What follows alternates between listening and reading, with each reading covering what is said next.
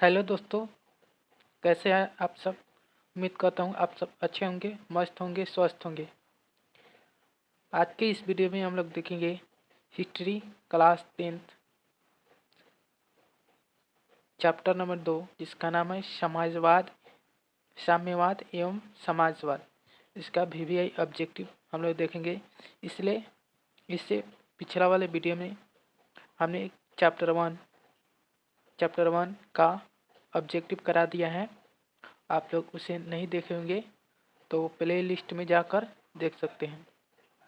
चलिए हम लोग आगे बढ़ते हैं।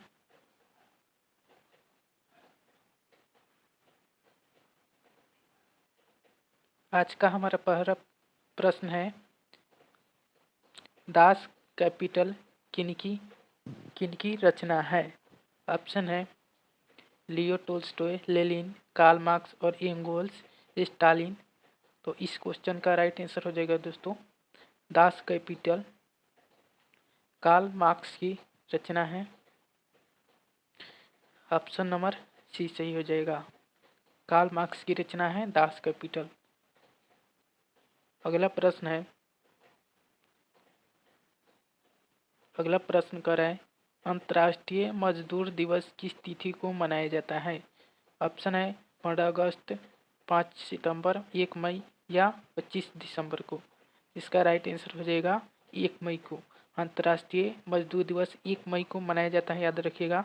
ऑप्शन नंबर सी सही हो जाएगा। अगला प्रश्न देखिए। अगला प्रश्न है, समाजवादियों का बाइबल किसे कहा जाता है। समाजवादियों का बाइबल किसे कहा जाता है। और समाजवादियों का बाइबल याद रखिएगा, दास कैपिटल को कहा जाता है। ऑप्शन नंबर ए सही हो जाएगा, दास कैपिटल। नेक्स्ट प्रश्न है, वर्ग संघर्ष के सिद्धांत की व्याख्या किसने की थी। वर्ग संघर्ष के सिद्धांत की व्याख्या किसने की थी। तो इनका राइट आंसर हो जाएगा Karl Marx. Option number B सही हो जाएगा, कार्ल मार्क्स। अगला प्रश्न है, अगला 5 नंबर प्रश्न, इन इंग्लैंड में समाजवाद का जनक किसे कहा जाता है। इंग्लैंड में समाजवाद का जनक किसे कहा जाता है। तो इस क्वेश्चन का राइट आंसर हो जाएगा option number B, Robert Owen को। इंग्लैंड में समाजवाद का जनक रॉबर्ट ओवन को कहा जाता है। ऑप्शन नंबर बी सही हो जाएगा, याद रखिएगा दोस्तों। अगला क्वेश्चन है, कार्ल मार्क्स का जन्म कहाँ हुआ था। कार्ल मार्क्स का जन्म कहाँ हुआ था। तो कार्ल मार्क्स का जन्म हुआ था जर्मनी में। ऑप्शन नंबर बी सही हो जाएगा, याद रखिएगा, कार्ल मार्क्स का जन्म जर्मनी में हुआ था। अगला प्रश्न देखिए। अगला प्रश्न है, यूटोपियन समाजवादी कौन नहीं था। यूटोपियन समाजवादी कौन नहीं था, यानी कि स्वप्नदर्शी समाज, यानी कि कार्ल मार्क्स के पहले का। तो पूछ रहा है कार्ल मार्क्स के पहले का समाजवादी कौन नहीं थे। तो कार्ल मार्क्स हो जाएंगे। ऑप्शन नंबर बी सही हो जाएगा, याद रखिएगा। अगला प्रश्न देखिए, लाल सेना का गठन किसने किया था। लाल सेना का गठन किसने किया था। ऑप्शन है लेनिन, ट्रॉट्स्की, कार्ल मार्क्स या इनमें से कोई नहीं।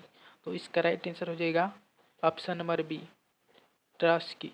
लाल सेना का गठन ट्रॉट्स्की ने किया था, याद रखिएगा। अगला प्रश्न है, चेका। चेका क्या था। यहाँ पर चेका होगा दोस्तों, चेका क्या था।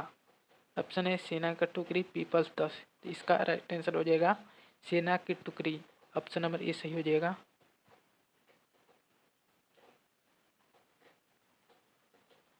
अगला प्रश्न है, 1917 की बोल्शेविक क्रांति का नेतृत्व किसने किया था। 1917 की बोल्शेविक क्रांति का नेतृत्व किसने किया था। तो इस क्वेश्चन का राइट आंसर हो जाएगा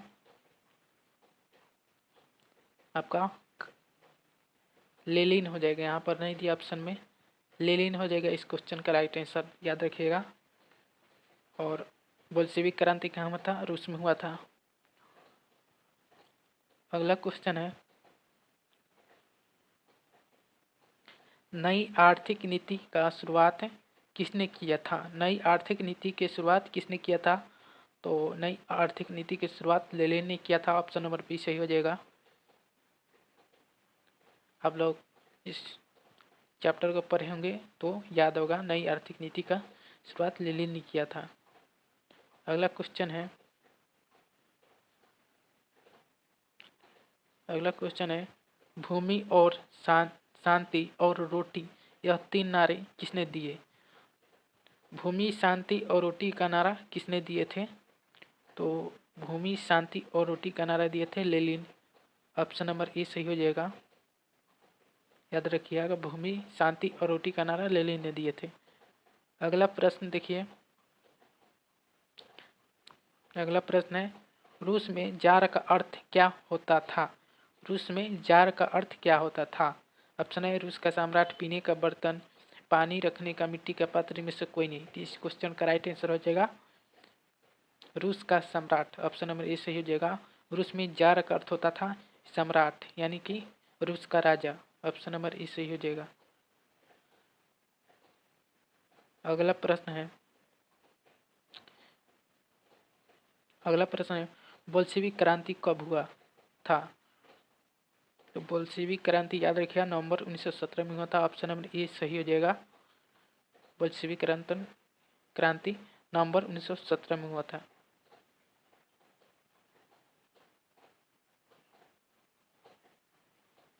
अगला प्रश्न है, राष्ट्रपुटिन कौन था? ऑप्शन है, दार्शनिक, वैज्ञानिक, भ्रष्ट, पादरी, समाजवादी नेता। तो इस क्वेश्चन का राइट आंसर हो जाएगा भ्रष्ट पादरी। राष्ट्रपुटिन एक भ्रष्ट पादरी था। ऑप्शन नंबर सी सही हो जाएगा। अगला प्रश्न है, 1917 की रूसी क्रांति के समय किस राजा का शासन था?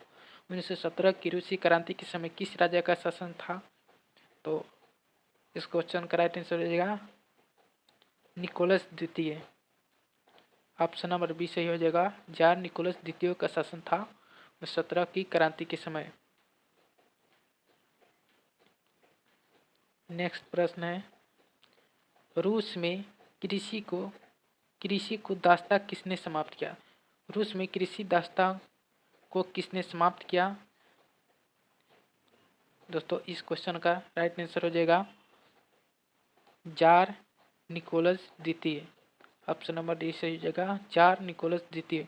रूस में कृषि दास्ता को समाप्त किया जार निकोलस द्वितीय। अगला प्रश्न देखिए, अगला प्रश्न है, रूस में कृषक दास प्रथा का अंत कब हुआ? रूस में कृषक दास प्रथा का अंत कब हुआ? ऑप्शन है 1861, 1862, 1962, 1880। इस क्वेश्चन का राइट आंसर हो जाएगा 1861। ऑप्शन नंबर ए सही हो जाएगा। रूस में कृषक दास प्रथा का अंत हुआ था 1861 में। अगला क्वेश्चन देखिए,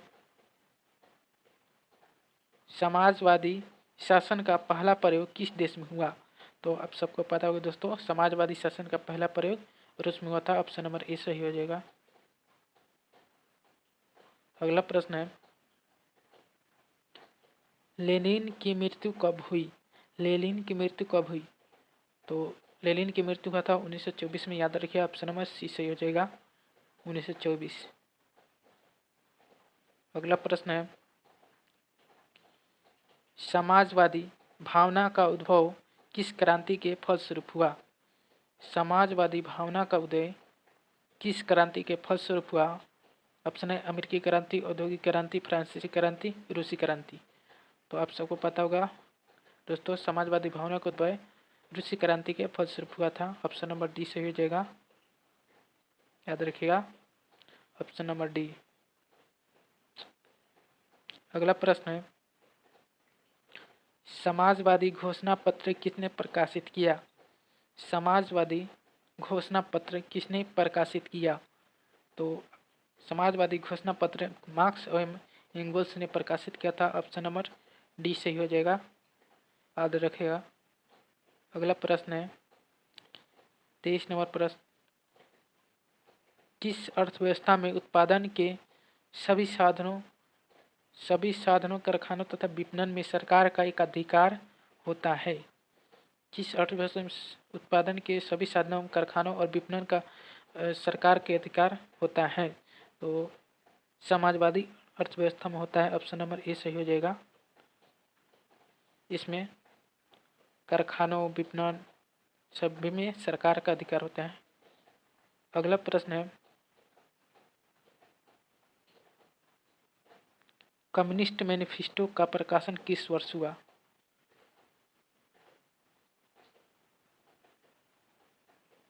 ऑप्शन है 1840, 1848, 1850, 1832। तो कम्युनिस्ट मैनिफेस्टो का प्रकाशन 1848 में हुआ था। ऑप्शन नंबर बी सही हो जाएगा। अगला प्रश्न है द्वितीय अंतर्राष्ट्रीय संघ यानी द्वितीय इंटरनेशनल कब बना? तो द्वितीय अंतर्राष्ट्रीय संघ बना 1889 में। ऑप्शन नंबर ए सही हो जाएगा।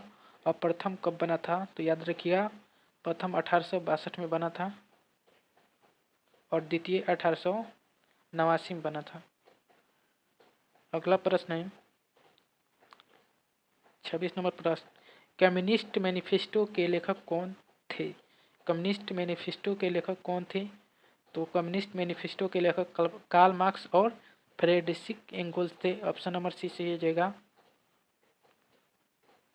अगला प्रश्न है दास कैपिटल पुस्तक का प्रकाशन किस वर्ष हुआ था? दास कैपिटल पुस्तक का प्रकाशन किस वर्ष हुआ था?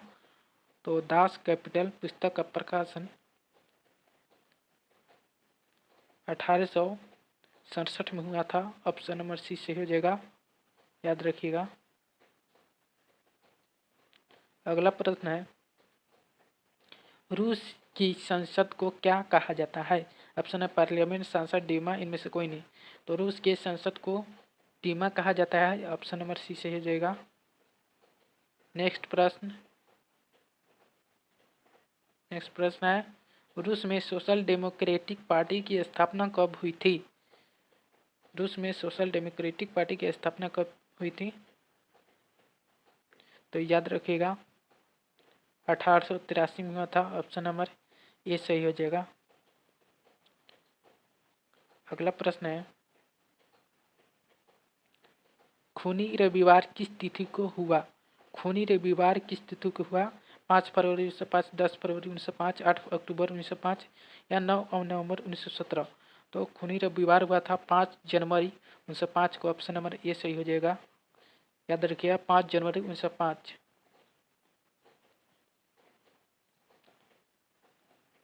अगला प्रश्न है रूस में निहिलिस्टों ने सुधार के लिए कौन सा मार्ग अपनाया था? तो रूस में सुधार के लिए निहिलिस्टों ने आतंक का मार्ग अपनाया था। ऑप्शन नंबर डी सही हो जाएगा, याद रखिएगा ऑप्शन नंबर डी। नेक्स्ट प्रश्न है ब्रेस्ट लिटोवस्क की संधि किन दो देशों के बीच हुआ था? ब्रेस्ट लिटोवस्क की संधि किन दो देशों के बीच हुआ था? तो ब्रेस्ट लिटोवस्क की संधि रूस और जर्मनी के बीच हुआ था। ऑप्शन नंबर डी सही हो जाएगा, याद रखिएगा रूस और जर्मनी के बीच। अगला प्रश्न है लेनिन ने ब्रेस्ट लिटोवस्क की संधि 1918 में किन देश के साथ किया था? तो ब्रेस्ट लिटोवस्क की संधि जर्मनी के साथ हुआ था। ऑप्शन नंबर सी सही हो जाएगा।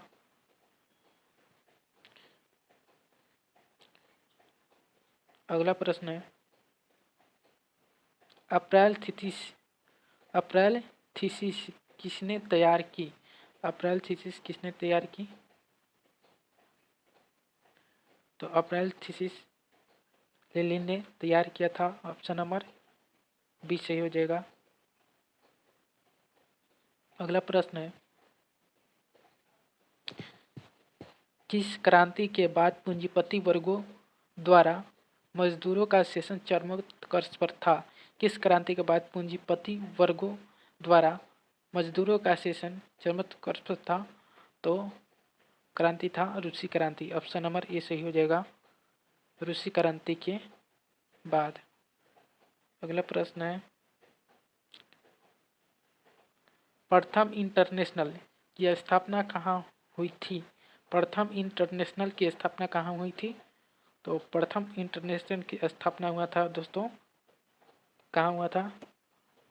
लंदन में हुआ था। ऑप्शन नंबर सी सही हो जाएगा। और द्वितीय कहाँ हुआ था? मॉस्को में हुआ था।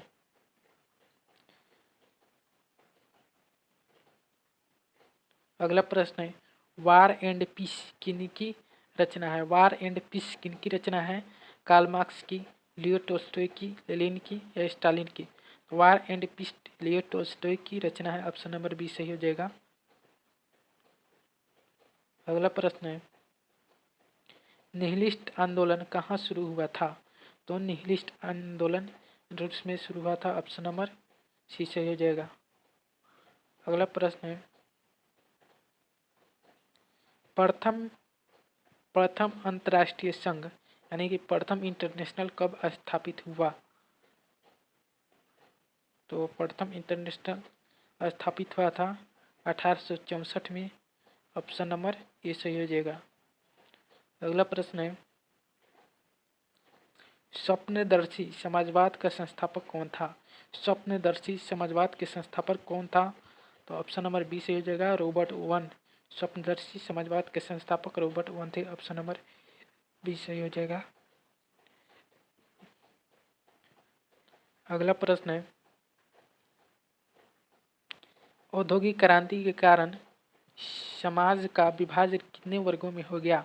तो औद्योगिक क्रांति का समाज का विभाजन कितने वर्ग में हो गया था? 2 वर्ग में हुआ था। कौन कौन थे? पूंजीपति वर्ग और दूसरा समाजवादी वर्ग। अगला प्रश्न है, 1917 की पहली रूसी क्रांति किस नाम से जाना जाता है? तो 1917 की पहली रूसी क्रांति फरवरी की क्रांति के नाम से जाना जाता है। ऑप्शन नंबर ए सही हो जाएगा। 1917 की पहली रूसी क्रांति फरवरी की क्रांति के नाम से जाना जाता है।